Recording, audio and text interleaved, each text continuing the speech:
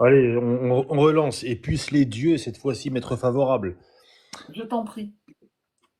Allez, go. Go maintenant, alors que j'ai déjà lancé. Allez, je relance. Allez, on y va. Concentre-toi et Go. regarde. Tu vois mes pages là. J'y vais. Ouais, Vas-y. on y voit vite fait, mais vas-y, go. Vas-y. Stop. Stop. Putain, je l'ai déchirée parce qu'elle me plaisait pas celle-là. Ah, punaise. Oh merde. Pardon. Excusez-moi. Alors, Merde. c'est, elle me plaît pas du tout. C'est les femmes. Ah, merde. Et Bah, Spécie, tu vas-y. vas être contente parce que c'est la 127. Ouais! Alors, c'est de 121 à 130. Et c'est la sourate Les femmes, sourate 4. Tu la lis, Rastapopoulos? Alors, j'ai pas le Coran devant moi parce que j'avais pas compris que je devais avoir le Coran devant moi, désolé. Mais Ben, je vais la lire. Oh. excusez-moi. Spécie, tu veux te donner un cœur joie de lire la sourate Nous les femmes? Bien sûr. De quel verset déjà? 100 quoi? Alors, 121 à 130. Tu vas te régaler. 121 à 130. Let's go, bébé.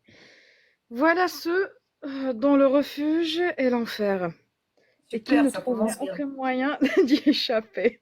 Ah 122. merde. Il est pas sympa. Alors, Pas cool. pas du tout. Et quant à ceux qui ont cru et fait de bonnes œuvres, nous les ferons entrer bientôt au jardin sous lesquels coulent les ruisseaux, pour y demeurer éternellement. Promesse d'Allah, en vérité. Et qui est plus véridique qu'Allah en parole? 123. Ceci ne dépend ni de vos désirs, ni des gens du livre. Quiconque fait un mal sera rétribué pour cela. Et il ne trouvera en sa faveur, hors d'Allah, ni allié, ni secoureur. Vous êtes dans la merde, en gros. 124. Et quiconque, homme ou femme, fait de bonnes œuvres tout en étant croyant, les voilà ceux qui entreront au paradis, et on ne leur fera aucune injustice. Alors, fût-ce d'un creux de noyau de date. 125. Que celui qui soumet à Allah son être, tout en se conformant à la loi révélée et suivant la religion d'Abraham. Homme de droiture, et Allah avait pris Abraham pour ami privilégié. C'était pas le prophète? Bon, bref. C'est à Allah qu'appartient tout ce qui est dans les cieux et sur la terre. Et Allah embrasse toutes choses, de sa science et de sa puissance. 127, mon préféré, allez. Et il te consulte à propos de ce qui a été décrété au sujet des femmes. Dis, Allah vous donne son décret là-dessus, en plus de ce qui vous est récité dans le livre, au sujet des orphelines auxquelles vous ne donnez pas ce qui leur a été prescrit, et que vous désirez épouser, et au sujet des mineurs encore d'âge faible. Vous devez agir avec équité. Donc, bien sûr, il y a un point, vous devez agir avec équité envers les orphelins et de tout ce que vous faites de bien. Allah en est certes omniscient. 128. Et si une femme craint de son mari abondant ou indifférence, alors ce n'est pas un péché pour les deux s'ils se réconcilient par un compromis quelconque. Et la réconciliation est meilleure, puisque les âmes sont portées à la ladrerie. Ok. Mais si vous agissez en bien et vous êtes pieux, Allah est certes parfaitement connaisseur de ce que vous faites. 129. Vous, pardon. Vous ne pourrez jamais être équitable entre vos femmes, même si vous en êtes soucieux.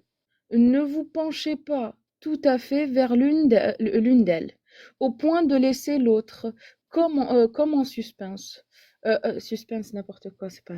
Comme en suspens, pardon, excusez-moi. Mais si vous vous réconciliez et vous êtes pieux, donc Allah est certes pardonneur et miséricordieux. 130. Si les deux se séparent, Allah de par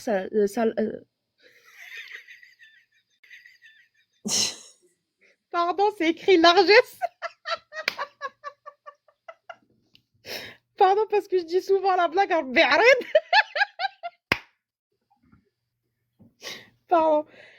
Ouh.